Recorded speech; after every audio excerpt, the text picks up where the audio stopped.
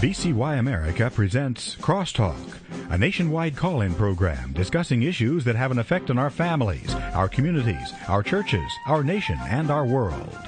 Crosstalk, an opportunity for you to voice your concerns for biblical principles. And now live by satellite and around the world on the internet at vcyamerica.org. Here is today's Crosstalk. Well, good afternoon and welcome to Crosstalk here on VCY America. You know, it seems so often we watch the legislative process take place, and many times we're alerted when Congress is dealing with legislation, the Senate deals with legislation, they vote on it, and then it goes to the president for his signature or his veto. But increasingly, we are seeing new so-called law enacted without going through that legislative process, but coming out by means of a presidential directive, a presidential executive order, or in today's case, by means of a presidential memo. We're going to be talking about issues, and by the way, folks, you heard it in the State of the Union, if Congress doesn't act, I will. We're going to be talking about amnesty by this presidential order today with William Gheen. He is the President and National Director of Americans for Legal Immigration PAC, known as ALIPAC. It is one of the largest grassroots organizations in America fighting for more immigration enforcement, border security, and against illegal immigration and amnesty. He remains steadfast in his resolve to end illegal immigration in the United States. William, thank you for joining us on Crosstalk. Thanks for having me, Jim. President Obama has recently instituted a new immigration policy, and I think it would be good here just to set the stage for the interview if you could clarify for us exactly what this new policy is.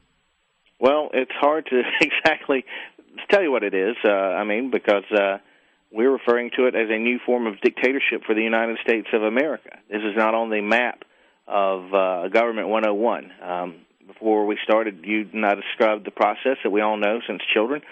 Congress is supposed to vote on laws.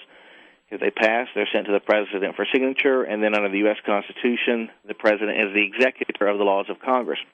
What Obama has just done, it's not a law. It is not a formal executive order.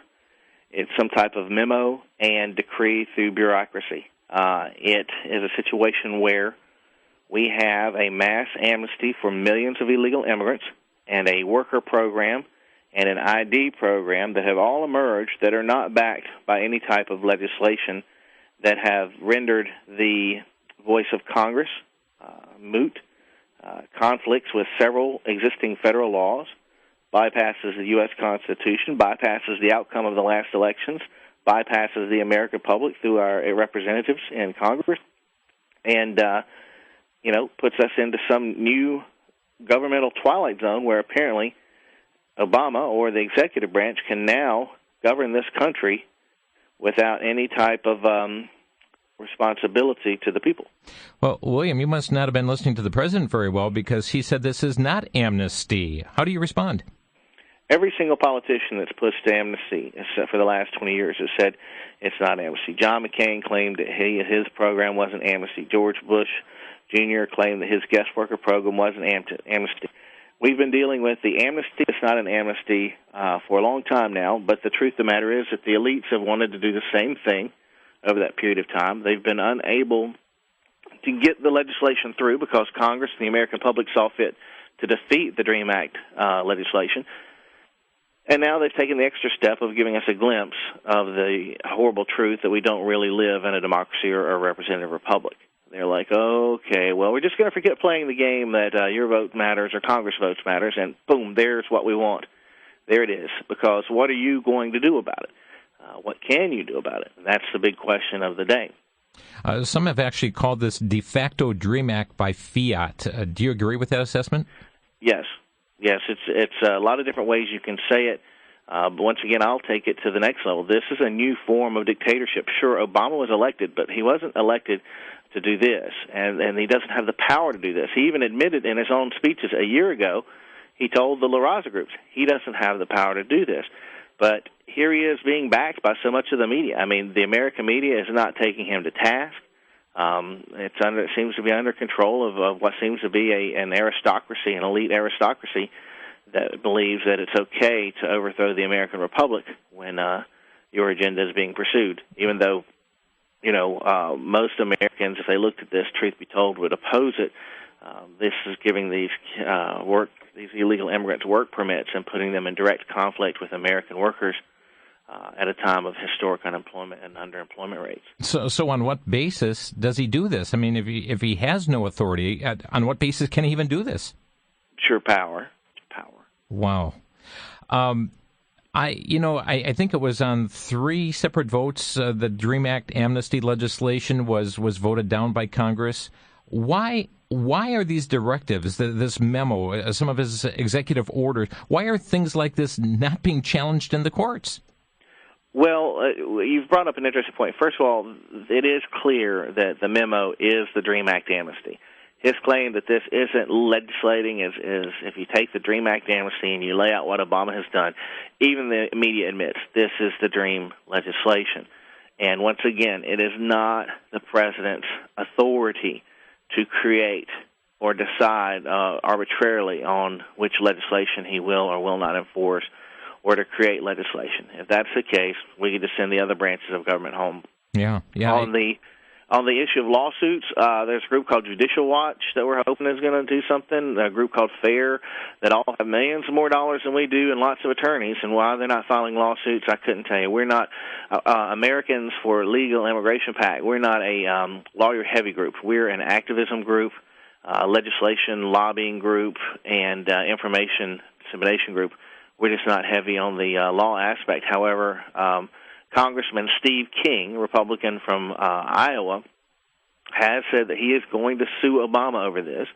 We're hoping that lawsuit is going to come soon. We've told Congressman King's offices that we stand prepared to support his lawsuit, and we hope that his lausuit or any lawsuit would also involve an injunction to put a stop to this process. Yeah, I would think that the Congress itself would have attorneys, that Speaker Boehner would be speaking forth in bringing action against this. I mean, like you said, if the executive has this much power, why do we have this election coming up for 435 members in the House and a third of the U.S. Senate this November? Well, the unfortunate answer to that appears to be that we're going to have this election so that the American public can continue to be told or believe that it has a say in what happens in our own country. For over 30 years now, they've been polling people each 4 years on presidency saying, hey, are you better off now than you were 4 years ago? And the answer from a majority of Americans for almost 30 years has been no. No, we're not better off. No, we're not better off. And apparently, we are the first generation of Americans that will be worse off than our predecessors on a lot of core issues. Each generation of Americans since 1776 had more than the people before.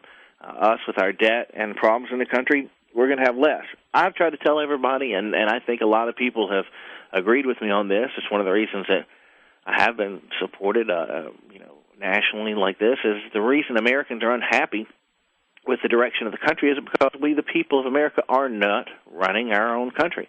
And here we have an example of exactly how we have been deprived of the controls of our own nation, our self-governance. Americans are supposed to be free and prosperous because this is the place where we, the people of the United States, through a representative form of democracy, drive our own nation, and we are not driving. We did not. This is not what our elected representatives chose to do. This is contrary to what our the people we've elected to Congress have passed laws that have been gone unenforced by Bush and now Obama. The country has thus been flooded with millions of people from third world countries that are committing crimes and taking jobs and taking billions in taxpayer resources and voting feloniously in elections, and a host of problems that we could go on for hours. But the main concern of the executive branch seems to be on behalf of supporting and facilitating the illegal immigrant invasion of the United States of America. When you look at what Obama has just done, and you look at the Fast and Furious scandal, which the mainstream media doesn't want to talk about, we're telling people this is high crimes, and this may be treason. Wow, strong words, William. Right after the president gave this dictate, this memo, this directive, it was House Minority Whip Steny Hoyer said, the executive branch has discretion. He used that term, discretion, in immigration enforcement. Is that true? I mean, does the president have discretion, as he stated? Well, if anybody thought there was any type of discretion, they certainly didn't believe that it would mean that he was going to wave a wand and tell millions of illegal immigrants that they're now immune from deportation and that they can show up at offices and pay a $465 fee to receive biometric identifications and a work permit to go then and Social Security cards that would then give them access to financial aid, health care, welfare, and licenses. You know, the big headline on the Drudge report today is that California is preparing, to give 400,000 illegal immigrants in the state licenses, which, we fought hard to turn those licenses for illegal immigrants off in California, and now under the new Obama directives. And once again, you look at a lot of these articles, you'll see the words executive order. A lot of people in the press, either through lack of knowledge or through support for the dictator, because, all dictators have their supporters in history, Jim. And they create, say, that they're going to get this under the executive order. This is not an executive order, but this is going to be, estimates are as high from 900,000 to 1.8 million illegal immigrants are going to initially qualify under this program. And for anybody out there thinking, this is just supposed to be the program for the kids that were brought here as children against their will by their parents, let me qualify two things for those people that are possibly drinking the Kool-Aid. One, this program is for any illegal alien that claims to be under the age of 30. There won't be any demands for birth certificates from Brazil, say 1991, or the backwaters of the hills of Guatemala. Okay, the birth certificate is not required. Just sworn affidavits and raise your hand and say this is true, and they'll let you through. They'll want some documents, maybe like a power bill or a receipt or something that you could buy on the street easily, claiming you had been here for a couple of years. But as long as an illegal immigrant is willing to claim they are under the age of 30 and claim that they were brought here under a certain age, then they qualify for this, unless they can find significant law-breaking that's occurred here in the United States of America. Anybody that's committed crimes here in America won't be deported. They'll be processed later. But this first batch is going to affect millions more illegal aliens and probably exceed the 1986 Reagan amnesty for 3 million. My understanding is in 86 we were told there was going to be an amnesty for 1 million.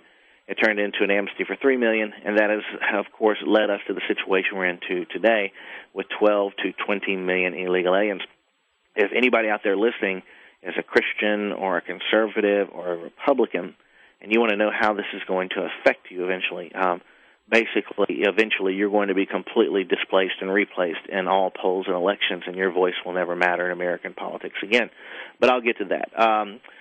So the first part is that this is going to apply to a lot of other people more than you think. And two, the activists and the organizations and the people who have written the DREAM Act legislation, which our organization, by the way, ALIPAC, we've played a key role in stopping that. They've made it clear they want all 20 million illegal aliens to receive this type of amnesty. We're going to take a quick break here and come back with that point. All 20 million illegal aliens to receive amnesty. That is the goal. We'll be back in 1 minute. You're listening to Crosstalk on VCY America.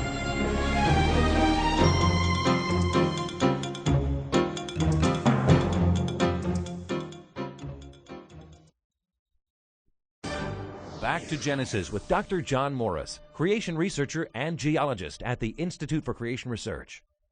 Dr. Morris, how does a creationist view death? Chris, you've just hit on the most important topic in the creation-evolution controversy. Evolution says that death has always been here through survival of the fittest. In this sense, death is good, since death weeds out the unfit, allowing the more fit to survive and multiply. The biblical idea is quite different, however. God created the world very good in the beginning. There was no death. Adam's sin caused the curse of death to come on all of creation, and since that time, everything dies. So you see the issue. If evolution is true, death was here before man, and was here before man's sin. Thus, death couldn't be the penalty for sin.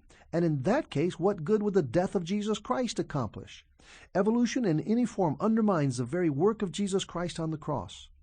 You see, Chris, it all started back in Genesis. This is Chris O'Brien. Thanks for going back to Genesis.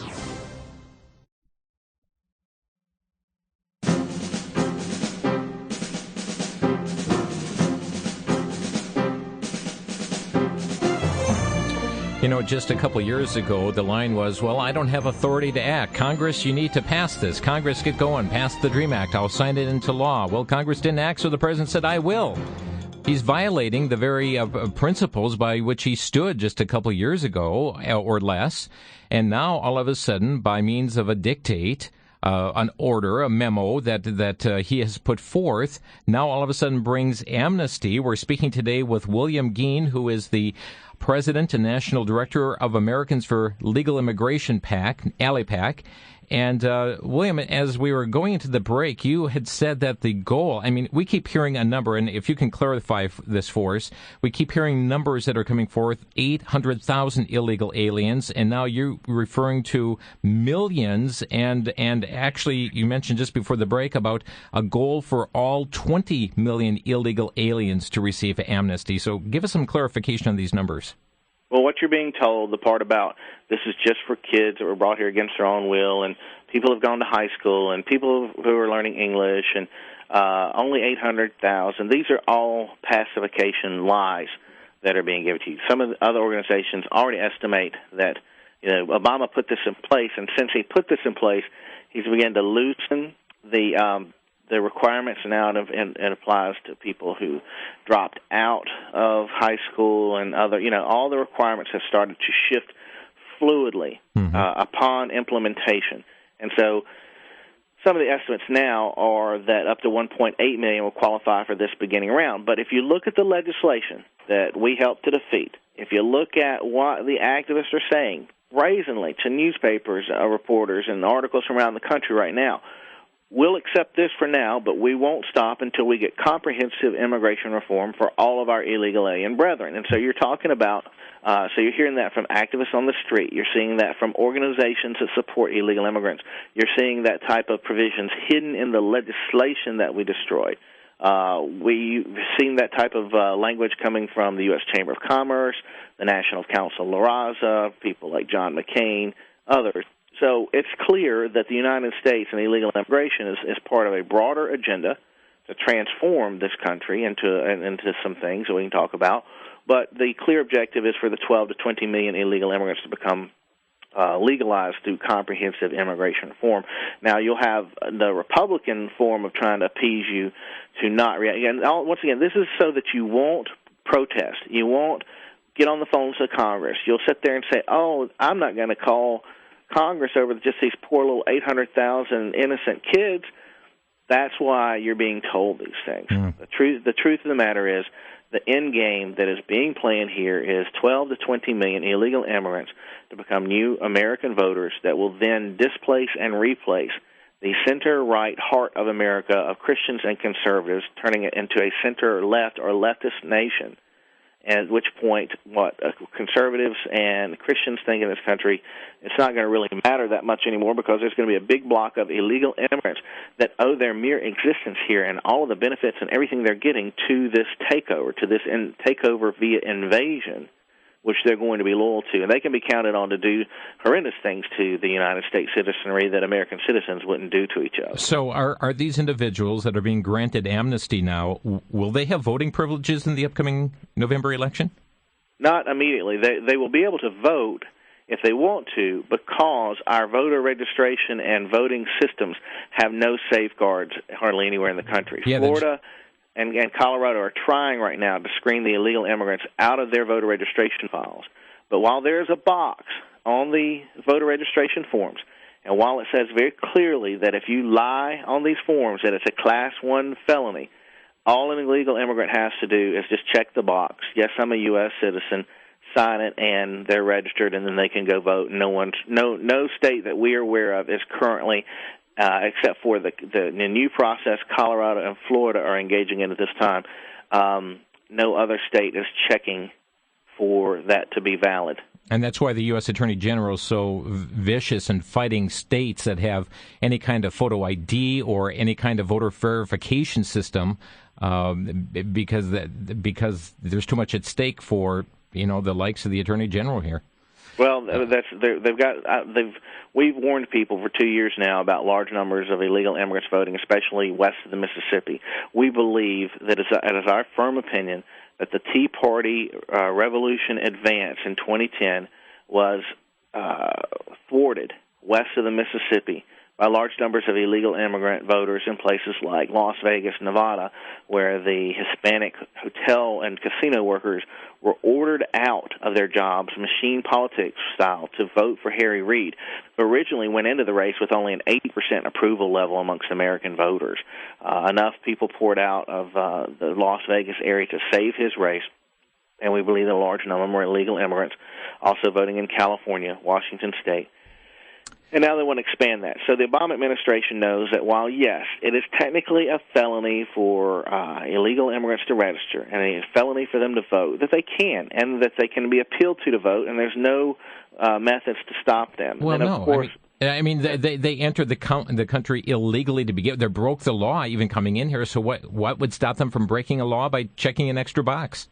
Well, that's the thing. Even before, voter registration, most illegal immigrants have broken the laws that you stated, overstaying a visa or breaking into the country, which is a misdemeanor at first or civil matter, so that we can just process them back on the other side of the border without a court trial. Once you've been removed from the United States once by authorities and you're caught again, it's a felony. But yeah, they engage in identity theft. They engage in document fraud. Illegal immigrants collect welfare and other things that are all, technically things they're not supposed to be doing and having, but they're doing it because they've been shown that some higher powers, apparently higher than the Constitution and existing laws in the United States and the will of 80+% of the American citizenry, some higher power seems to be able to reach in and just clear the way for them to do whatever they want. And so they've been shown this whole pattern of do what you want. Now the Obama administration, the illegal immigrant activists have been protesting in the streets, stopping traffic, pushing police officers, getting arrested, that type of thing, and Obama has just turned them free out of the jails. So now they're being shown that they can get arrested and cause mayhem and public disorder, and they're getting backing. And so the question becomes now, it's an obvious one, how far can the illegal immigrants go against American citizens and receive support from the U.S. government? There are some states that are standing up. I think Governor Jan Brewer of Arizona, who's issued her own executive order to counter the president. What's happening there on the part of the states? Well, both Jan Brewer in Arizona and the governor of Nebraska have ordered their agencies to not accept whatever ID they're giving these illegal immigrants for processing of financial aid and welfare and things like that. But it's only two governors so far. We have led a charge trying to get people to call and flood Congress with calls and demand that Congress do something. We stand ready to support, if people will support us, the lawsuits that we believe are coming. And we've also taken the only step that we're the only one to take the step that we know of to put out a national press release calling for all federal employees to refuse to do this unconstitutional and unlawful decree from the executive branch and any future unlawful decrees. People, please hear my voice when I tell you that if you think you can sit there idly while the Obama administration does this and gets away with it, little thing about history and dictators, once they start and they are not resisted to the proper degree, then it gets worse. We're not complaining about the last of Obama's decrees. We're some of the people complaining loudly about the first of those decrees.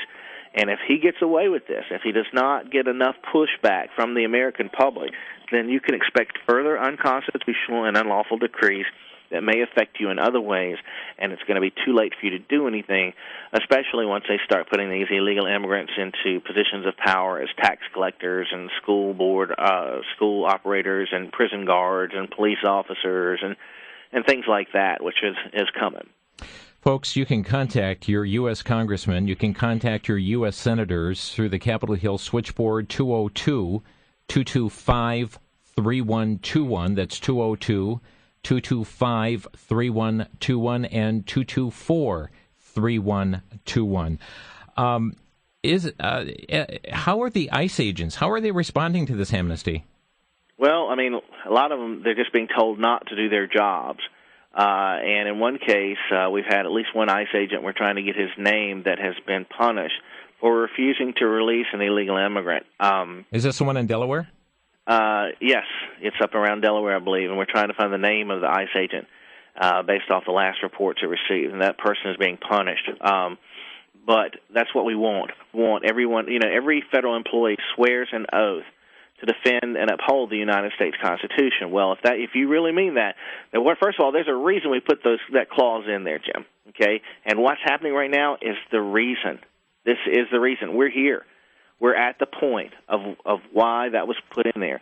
It should be clear to anybody that has a layman's understanding of what the U.S. Constitution means and what it's supposed to be about that this isn't it. And so we're asking for others that are being asked to process. But a lot of the processing work is being done by the Mexican consulate, not even our own federal employees. The illegal immigrants, they're filing their processing stuff at the Mexican consulate. So there's a lot of foreign governments involved in the takeover here that's helping to do this. I saw a rather bizarre report on WorldNet Daily, WND.com. It was about an illegal alien who has broken U.S. immigration law at least twice in his life. But he passed the California bar exam and now is urging the state Supreme Court to allow him to become a lawyer. How can situations like this occur? Well, there's another one in Florida that our group has been quoted, speaking out against, where we said, why, no illegal immigrant should be allowed to practice law in the United States. No one that has shown the level of contempt for our laws and processes should be put into the legal field. And even though we highly disagree with most of what the Department of Justice is doing, even the Department of Justice disagrees with that. They'll probably have somebody shake them and change their line to, yes, it's okay for illegals to be attorneys soon. But there's another one in Florida who just applied 26-year-old illegal immigrant who just applied for Obama's work clearance and amnesty last week. So whatever was stopping him from practicing law may be alleviated by this Obama move. The way we deal with this is, there's still a lot of question marks, but we need people to support us because, when we fought the amnesty legislation, I think we've defeated some form of dream or comprehensive amnesty 6 times in the last 7 years.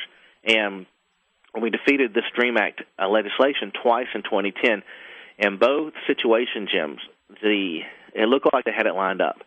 It looked like the elites in Washington were going to get their amnesty, and there was no way to stop it, sort of like the situation we find our way in with this Obama thing. And ALIPAC activists and our minds and strategists, we deployed ourselves against it, and we are the ones that found the successful strategic combination to stop that legislation twice in 2010. Now, here we are with Obama. The fight has just begun. We don't really know the answers yet. The big light bulb hasn't come on where we're like, hey, everybody do this. But we need people to support us right now so that we can carry on that process. Give us your website address. Well, we need people on our email alerts, and our email alerts can be joined at www.alipac.us. That's alipac.us. And we need people on those email alerts list to be able to receive our broadcast because there's something we're about to send out. For instance, there were some bogus polls that came out when Obama first did this, and you could tell they were bogus because they were supposedly run and released within 48 hours, claiming broad public support. Truth of the matter is, we've got over 70% opposing this, and I'll tell you about that after the break. Folks, so let's open our phone lines here as well. If you'd like to get on board with your comments and questions, our number to Crosstalk, 800-733-9829. Folks, are you outraged? 800-733-9829. We'll be right back.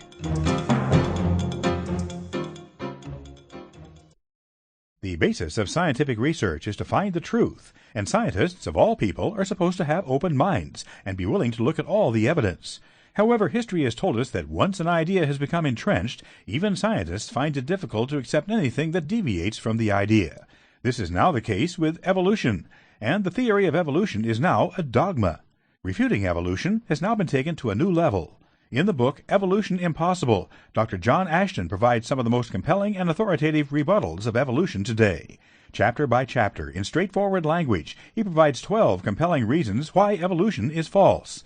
He uses discoveries in genetics, biochemistry, geology, radiometric dating, and other scientific disciplines to explain why the theory of evolution is but a myth. Evolution Impossible is available from VCY America for a donation of $17 or more by calling 1-800-729-9829. That's 1-800-729-9829.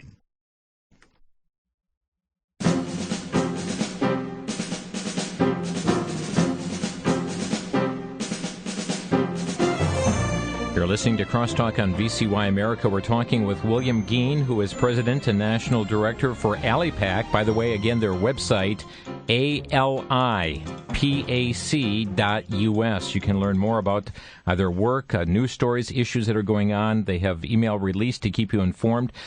Just before we're going into that break, William, you were telling us about a new poll that's come out pertaining to these issues. Well, yeah, and the poll's a game changer. We're going to put it out to our email alert recipients sometime between now and first of next week. When Obama first made this move, Michael Bloomberg, or Bloomberg's news service, whatever, came out with a poll that was already prepared, claiming that like 70% of Americans supported what Obama had just done. And it was put out clearly before anybody even had time to react or understand what was happening here.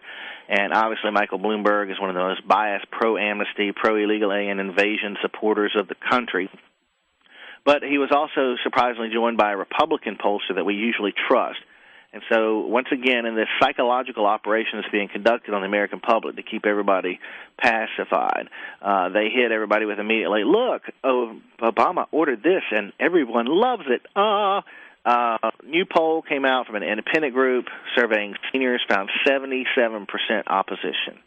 Wow. 77% oppose. And this is what the illegal immigrant supporters in this country do. It's night and day. They are constantly trying to depict situations almost 180 degrees differently than they actually are.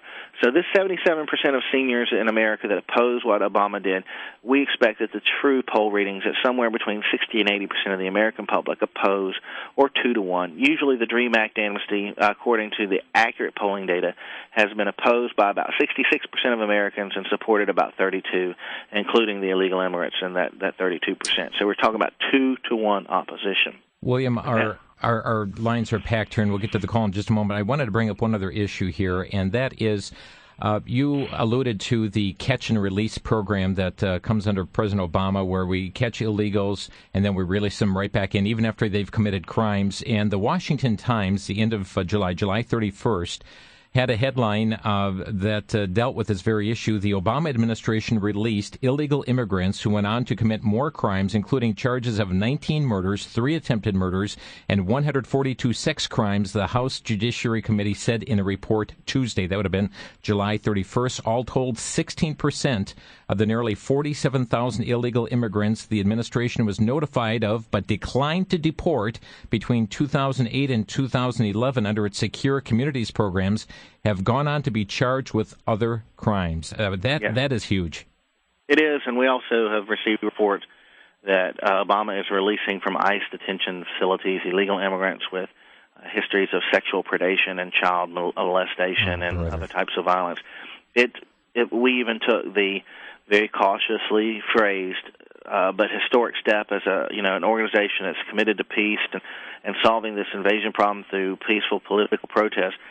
We put out an email 2 weeks ago advising our supporters to do whatever they needed to do within the law to begin preparing to defend their families, because Obama is literally unleashing violent criminals on the American public now. And you've got the micropsychology there of where the illegal criminal is like, wow, check that out. Not only am I in the country illegally, and not only have they know I've done these crimes, but they're signaling me that I can still be free and continue my actions. Then you've got the situation where, excuse me, once that situation spreads in the street and gets to other predators, and they're like, oh, yeah, did you hear about Larry and Bob and Jose and Juan? They all had rap sheets for this, that, and that, and Obama set them free. What does that say to me? Yeah.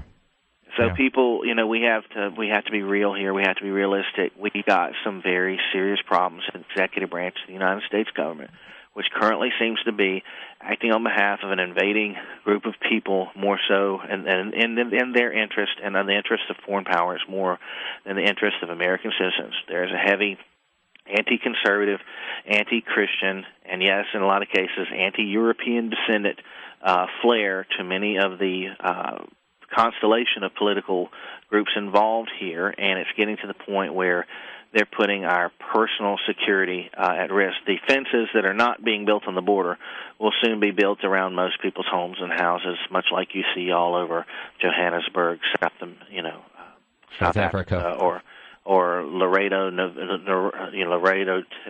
Texas, Southern California, Mexico City. You know, if you go to Google Earth on your computer there and you look at the neighborhoods, each house has a spiked fence or wall with barbed wire on the top of it. Where there's no fence on the border, there's going to be fences around our homes, because now, you know, we're in a situation where the President of the United States is releasing known violent and sexually predatory criminals upon the public. Folks, keep in mind, we are a constitutional republic. We operate by the rule of law. I mean, that's how we function.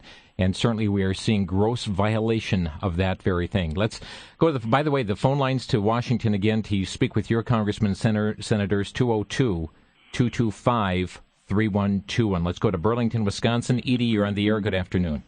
Hi, I was just wondering, I recently received an email from Pastor Stephen Andrew, and he has a website, I think it's Pray Daily USA, and he was saying, and this is something I've been wondering, given Mitt Romney's connections to George Soros and all the rest of it, would Ron Paul be actually a better choice because he will adhere to the Constitution? At this point on the presidential level, you know, we're really not sure what's going to happen. I mean, Mitt Romney talked very tough during the primary and said that he was going to set Arizona's action as a standard for the nation, that he was going to run a lot of illegal immigrants out of the country. And then since he won the GOP primary, he started to talk more about guest worker programs and things like that. So we don't even know about the viability of a Ron Paul campaign at this point. Not to upset anybody on that, so, you know, but basically our focus is on the Congress.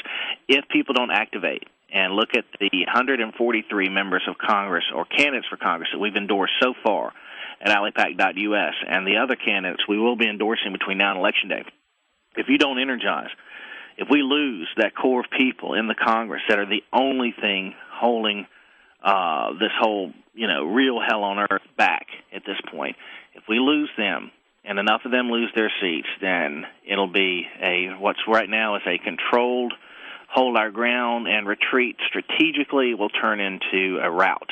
And you will see Americans, real Americans, Christians and conservatives running for the hills, literally running for the hills. Let's go to Hermiston, Oregon. Sue, you're on the air. Well, I'm shocked, but I'm glad to hear what's going on. Most dictators do start war usually late summer, late August. I want to hear what some of these, besides whatever we can do to call our congressmen, I want to hear what some of these presidential future people want. But I don't think that's where our cookies should be right now, because if we worry about who's going to be the next president, we're saying this man is a president. He's not. He's a traitor to this country, and he needs to be removed from office legally. Thanks for taking time to share your comments here, Sue. Let's go to McAllen, Texas. Sheila, thank you for calling. You're on the air. Yes, sir. I think this stupid president, if you want to call him such, as far as I'm concerned, he's nothing but a dictator. He ought to be held accountable to the American public for all these stupid actions that he has done by bystepping Congress and going behind closed doors and making his own decisions on whatever he thinks should be put into progress. And I think it's an awful statement for the President of the United States office for him to act in the way that he has been acting and what he has done as long as he has been elected into the office there. I think it's something that he's really held accountable. Don't just go up to him and say, well, you can't do this. You make that guy accountable to the American people. And this is certainly what is facing this country at this time, isn't it? William, groups like yours is seeking to hold the president accountable, and as you pointed out, this is not unique to one political party. This is something that has happened on both sides of the aisle. Well, one of the things that you'll notice I rarely do is I try not to refer to him as president. I either call him dictator Barack Obama or Barack Obama, and we've put that out in press release to explain why. His actions are so far outside of existing law, outside of the Constitution, outside of the American spirit, that we feel that he has nullified any legitimacy of his position as president. So while a lot of people continue to call him president, looking at his actions closely, especially with the Fast and Furious scandal where he used 6 or 7 different federal agencies to use our own tax money to buy thousands of assault weapons for the drug and illegal alien importers that have killed so many people in Mexico and the United States. We feel that he is so far outside the role of president that the term is incorrect for him. We're also the only national organization fighting illegal immigration that has called for the impeachment of Barack Obama over the Fast and Furious treason, over the unconstitutional, unlawful amnesties. People can find out more about those at a website we have called AgainstAmnesty.com, or our Facebook page, Impeach President Obama, or Impeach, Obama, where I think something like 35,000 people have quickly signed up there. We are in the trenches. We are fighting back.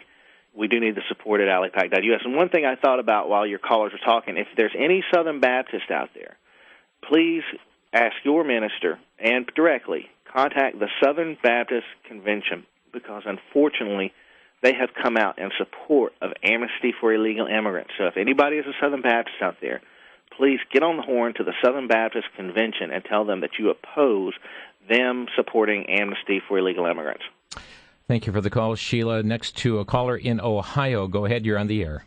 Hi. My husband and I were concerned recently. A large secure compound has been opened up, and it's supposedly a Border Patrol and Homeland Security, and we were concerned, could this be a police state setup, for the future? When you refer to compound, where are you referring? Well, they built a large compound near my mother-in-law's home, and it's very secure. It's got in Ohio. Yes. Okay. It's got quite a few. It's got the barbed wire all around it, and it's a very large compound. And okay. That's the concern, And we thought, could it be a future police state type place? Well, one of the things that we know is that a lot of the groups and the power groups that are supporting the illegal immigrant invasion of the United States are also supporting crackdowns on the Internet and talk radio against free speech, and they want gun confiscation as well. The Americans and the Swiss were some of the last people where our citizens are empowered with gun rights, and a lot of people would argue that is why we have so many freedom protections here that actually work. Places like Mexico and others, they have bills of rights associated with their constitutions, but since the public doesn't really have the firm Second Amendment that the New York Times proclaimed was some type of out of sync or no longer relevant type of language last week, that we have these types of protections here. I would just advise anybody that's concerned here about the runaway dictatorship type government that we have, the bottom line, get organized, get your act together, exercise all of your what remains of your rights. Speak out now. Enjoy the Second Amendment. Be prepared for what may come next, because a lot of the future dictates from the executive branch could be more damaging than what we're already seeing. Thank you for the call. We're going to take a quick break, and Sonny, Jeff, William, hang on the line. We'll get to your calls here in just a moment. You're listening to Crosstalk on VCY America. We're speaking today with William Gheen.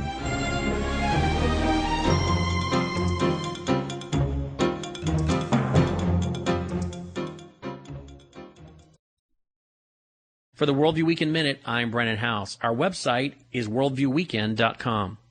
Real spiritual warfare, what is it?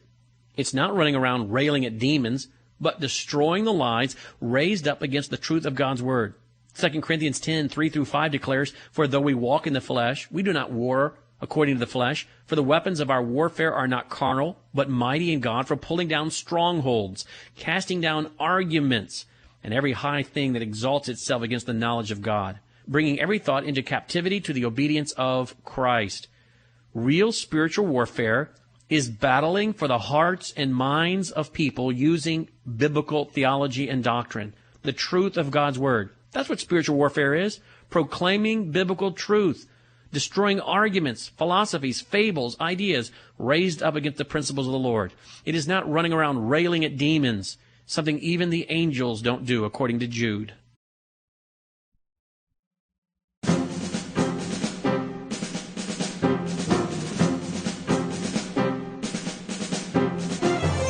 William Gheen is our guest here today on Crosstalk from Americans for Legal Immigration PAC through our website ALIPAC.us.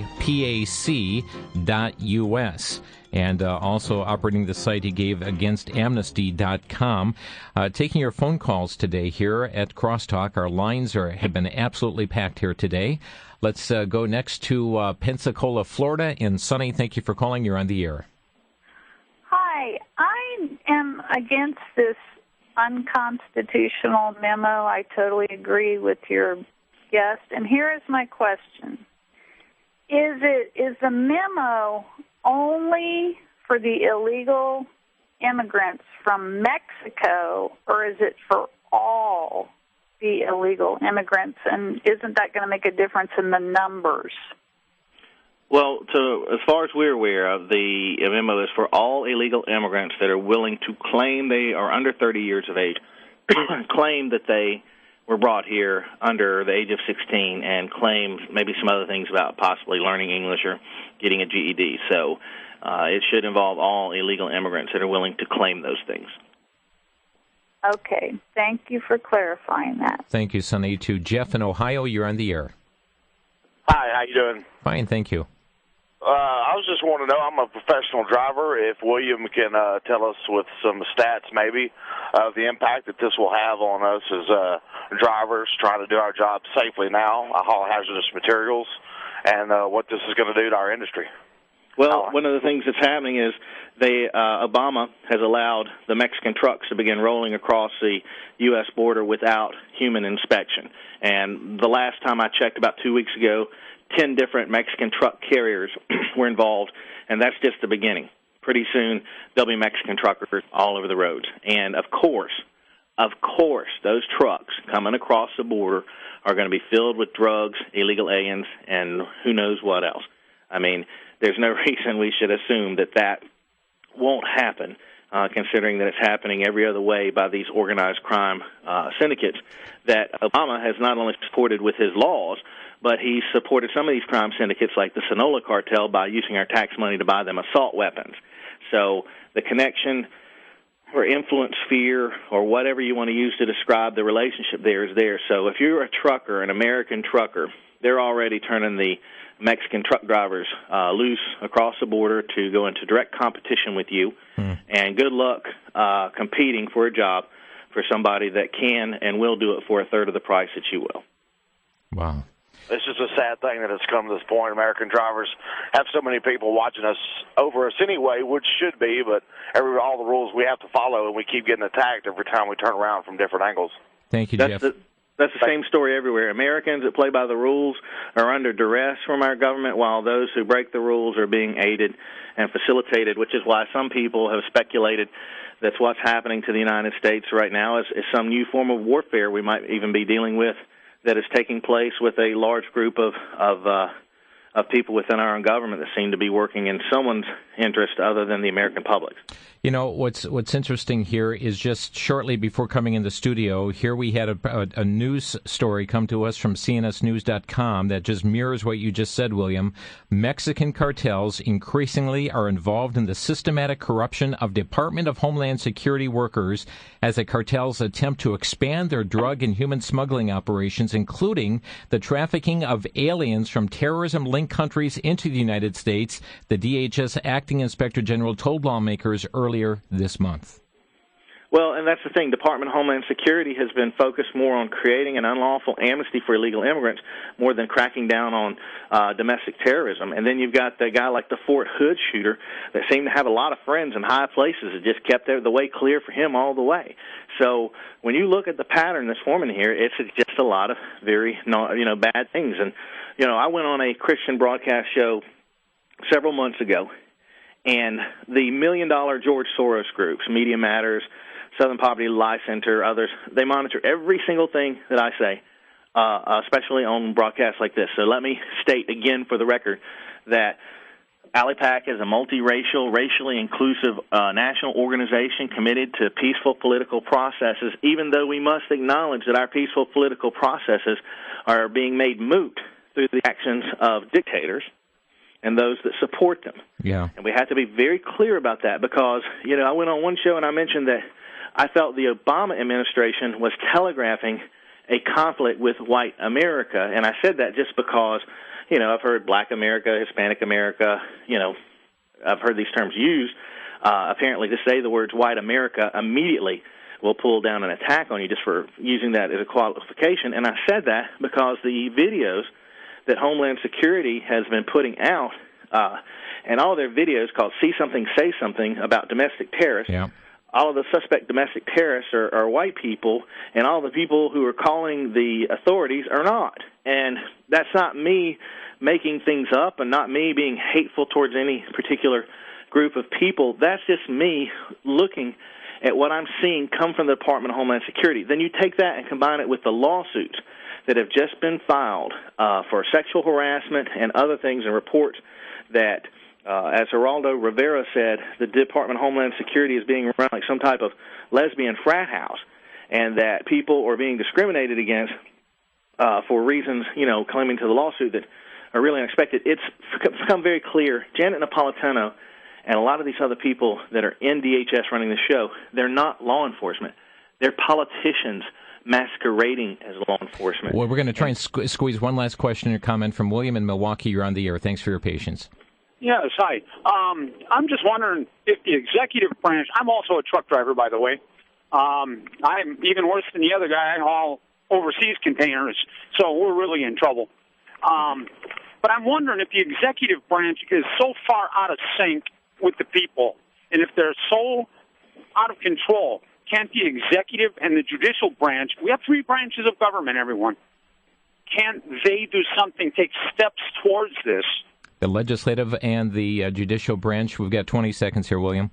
Well, the problem there is that whether it's Democrats or Republicans, when you get to the highest levels, the DCCC or the RNC, John Boehner or Harry Reid, they all seem to be on board with some of these plans or compromised by these plans.